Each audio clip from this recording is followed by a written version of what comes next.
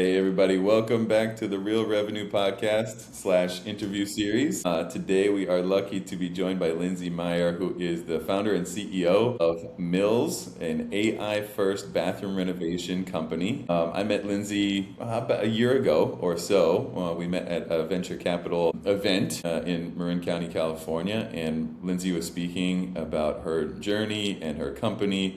And I was really excited to learn more. And so we've stayed in touch since. And we vibe out on go-to-market strategy and also California and business as a growing business owners. So Lindsay, thank you so much for joining today. Hey, Brian. Thanks so much. Yeah. So take us through. So what are you working on now with Mills? What is Mills? And I'd love to learn a little bit more about like what drew you to bathroom renovation? What's interesting to you about the space? Give us a little bit of an introduction on what Mills is and how you lead and what's interesting to you.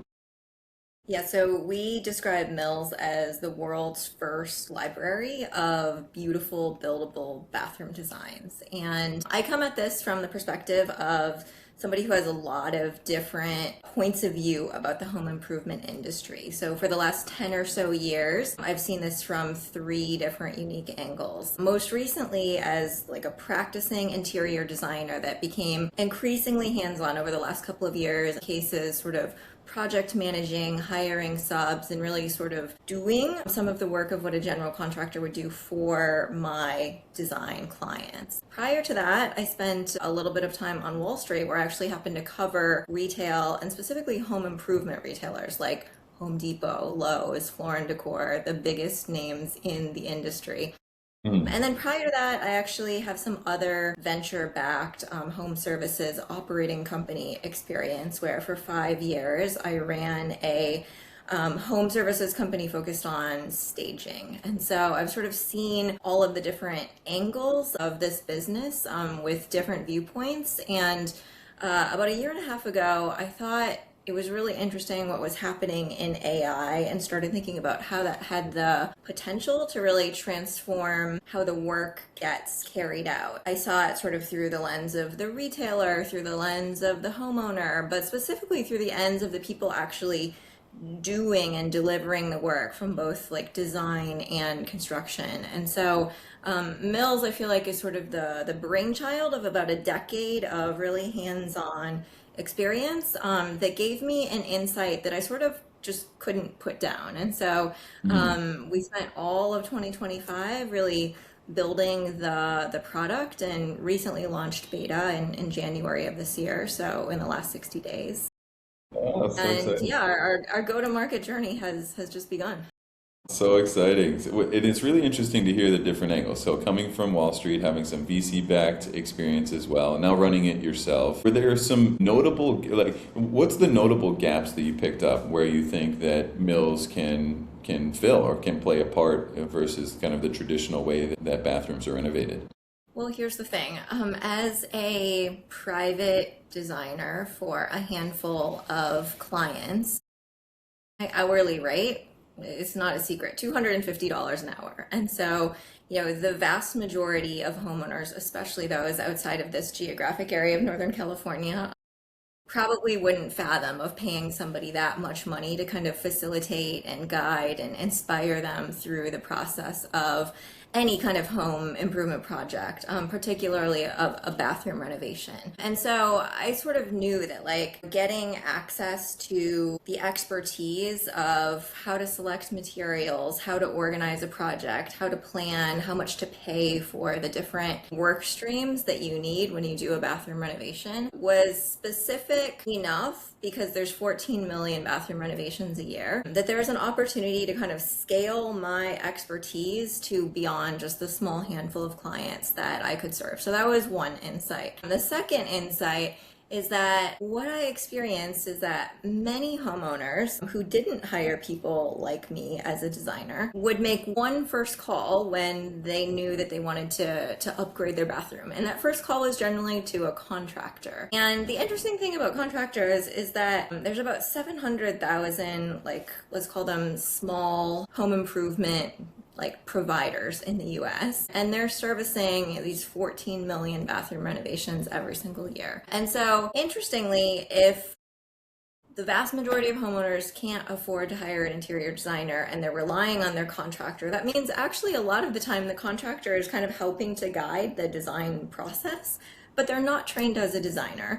They don't know like what the trends are, what the latest resources are. And so there's an astounding gap that exists where I think there's a misunderstanding actually that the people you might call first to help you do this are not necessarily the people that are going to like help you make the best choices from a design perspective, even if they do this like all the time and they have been for years. Everyone has heard of the contractor special, right? It's sort of like the bathroom where everything was clearly just bought off the shelf at like the hardware store down the street. And, you know, for some portion of the market that works and that's fine.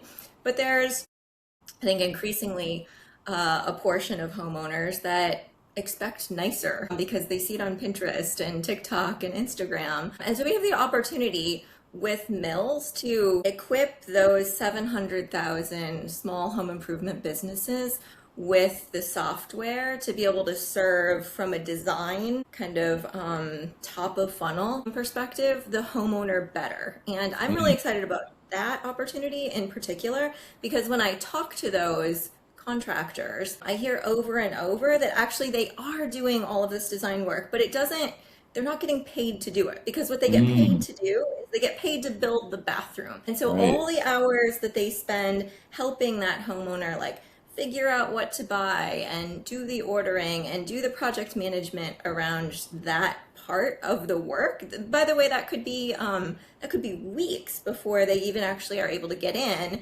And by the way, that's also like one of the essential unblocking functions to be able to move the project forward. Like a homeowner may know that they want to do the project. They may have a specific budget in mind, but until we've all agreed on like kind of what the vision or the direction for like the fixtures, the tub, the toilet, the shower, the tile is going to be, like we're probably not going to sign the deal with the contractor. And so it's also like a necessary thing that the contractor sort of ends up doing so that they can like move the project forward and get a signed contract and a client on board. And I would imagine, just from a sales perspective, I would imagine that time kills deals sometimes. And so the longer that the design project portion stretches out and maybe the homeowner starts to get a little bit of cold feet or something pops up in their life and they have an expense elsewhere that is now pulling away from this budget. So the longer that period of time extends, there's more risk for the bathroom project even getting off the ground altogether. And if the GC isn't getting paid for that design portion, they risk investing all this time up front and not actually completing the project. Is that true? I hear that over and over again, and it's really sad. I hear stories from contractors about oftentimes like they'll go into a prospect's home and they'll spend time with them and they'll actually know that like they're kind of over their skis on what they might be able to do individually for that homeowner. And so they'll say, you know, like, I know this designer or I know this architect, you know, why don't you give them a call? And you know, a few weeks later, after the homeowner has had a couple of conversations with architect or designer, the homeowner actually kills the project entirely because it turns out like the architect or designer sort of revealed that the project was going to cost, you know, $60,000 and they had a $25,000 budget, and that was before any fees. And so I've heard over and over again from those folks that like there's so much risk in that business development process, exactly what you were saying, that like something or even someone else can kind of kill the opportunity. And honestly, until I think a homeowner takes an irreversible step, and in our world, usually that irreversible step is like buying materials, especially materials that are maybe long lead or non-refundable, like handmade tile or something that's going to take 8 weeks and you can't return it and it's going to cost, you know, $4,000 or $5,000. That would be like an irreversible action. Until somebody has done that, you're always going to have people who sort of change their mind, back out. That's a real loss and bummer. And so we see this opportunity to Instead, start re-engineering sort of the business development and sales process for these contractors, because actually, yeah, this can be a significant part of a contractor's job function. It could be like 40% time is just answering phone and going on visits and writing up estimates and going back and forth with people. In fact, I had a call yesterday with a contractor who said, I've been working with this customer for about a year. A year, that's a really long time. Now, that person is thinking of doing three bathrooms, so Mm, potentially this is like a six-figure project. But yeah. that's a really long time for like Chuck in a truck on his Yeah. own doing all of this other work for his other clients. 100%, 100%. So what in business customers typically want an upfront understanding of what they're going to pay. So is it within my budget? What is the transparent time frame that I can get time to value? This is how I think in customer success motions is how quickly can I get time to value? Is it going to meet my expectations? What's the transparency that I'm going to have here? And what's the communication? So it seems like what Mills is able to do is compress a lot of that out of the gates. Let's listen a little bit to like the go-to-market side of things for you. So what we were just describing is there's a lot of pain points that Mills can solve. How are you thinking through the different stakeholders? So would you view your customer as the general contractor? Would you view your customer as the homeowner? Is it both? How do you split up I guess from a go-to-market and marketing perspective, who you're serving the most? We have a lot of team conversations about this as we sort of wayfind how this is going to work or how we think this is going to work. We think there's an incredible opportunity to build sort of a B2B business here because we know that homeowners are hard to find and that if a homeowner's first call when they're doing one of these projects as a contractor, like those are the folks, especially if you have an established business with a lot of leads, that makes sense for us kind of to build a channel relationship through. Now, that said, the person paying, the tab at the end of the day is the homeowner. And so the product experience in terms of what we deliver to the homeowner to help support their decision making about what they want by way of design has to be built to support the end decision maker, which is them. So we have two audiences on product and sort of value and service offering. It's the contractor that we need to sell to and serve. But on the product experience, as far as like the caliber of our designs, what materials we've selected, how we present that information, we need to be getting that right for the homeowner. So it's really both. Yeah, and I've not renovated a bathroom myself, but the pathway that I can envision, and actually went down this pathway a little bit, but is talk to a neighbor, talk to a friend, hey, who did your bathroom? Who can you recommend? And usually it goes to, as you say, the person that they would have as kind of their main point of contact is the general contractor. So if I pick up the phone and I say, hey, I was referred to you, I'm thinking about doing a bathroom, and that person is able to say, great, here's how I operate, here's what you should expect, and I've got a fantastic way for you to make decisions quickly and efficiently. Let's move forward in this way. So it is a streamlined approach to getting time to value. So even if we're thinking about value from the standpoint of peace of mind for the homeowner, it's like there's various outcomes that you likely want to hit in their journey. And so getting stuck in waiting for the GC to come to the house and then thinking through designs with that person who is not a designer, it's not a fantastic experience. So it sounds like this streamlines all of that. We had talked as well about the possibility of changes that occur when you get into a project. And so that again feels like a really good tie-in to the value for the general contract. So avoid as many changes during, which we know can throw off an entire project if there are surprises. So all of this makes a ton of sense. You mentioned you're in beta now. So what's the next step for Mills? How do you go forward from here to continue to grow your market base? Yeah, so today we have 32 launched live design plans kind of across powder rooms to small shower, tub, bathroom combos. I think something like 70 or 80% of bathrooms are roughly the same size. They're like 40 square feet. So we have a lot of options that fit in that category. One of the number one most popular reasons why people are doing a renovation today is you have sort of the boomers and the 65 plus folks that are saying take out my tub, and they want a walk-in shower and they need grab bars. And so we also have a lot of like shower only designs that fit kind of that 70 to 80% of bathrooms fall into this size category footprint.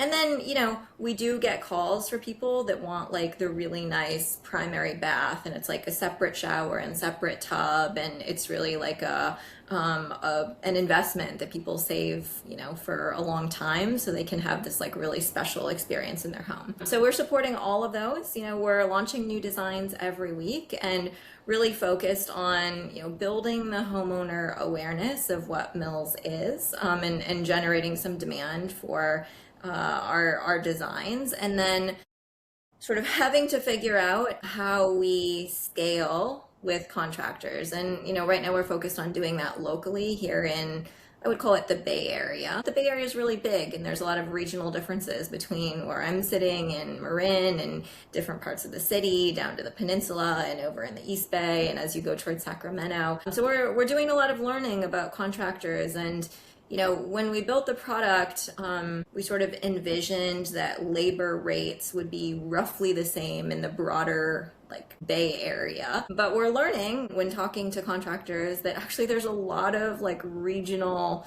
variation. And so we're thinking kind of product wise about, the materials costs are fixed generally, but when it comes down to what we're guiding people in terms of how much labor is going to cost, there's a lot of variation that we still need to account for. I guess continued product enhancement so we can work with more contractors, because today maybe like 1 in 4 contractors feel like our pricing in terms of what we're guiding the homeowner for the cost of labor on one of our projects makes sense. And then 3 out of 4 times people are saying like, that's more than I can charge, or, this is not the audience I serve. So I think we have more to learn and more to do to support different pricing models.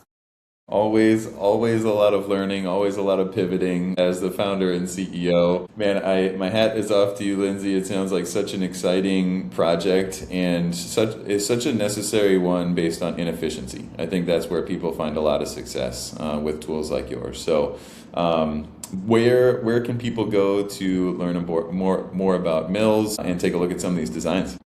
Yeah, sure. We have a catalog that allows folks to sort of browse and learn more about our design plans, which is accessible from our website. And our website is www. Awesome. All right. Well, we'll put that in the show notes here. Thank you so much for joining and sharing your story. I get, like I said earlier from the intro, I get really excited thinking about the go-to-market side and how to connect with customers and the value that they're looking for, and how it's different from what they're experiencing now. So it sounds like you're on a great trajectory. Please keep up the great work, and I hope that more potential customers will go to getmills.com as well. That makes 2 of us. Thanks, Brian.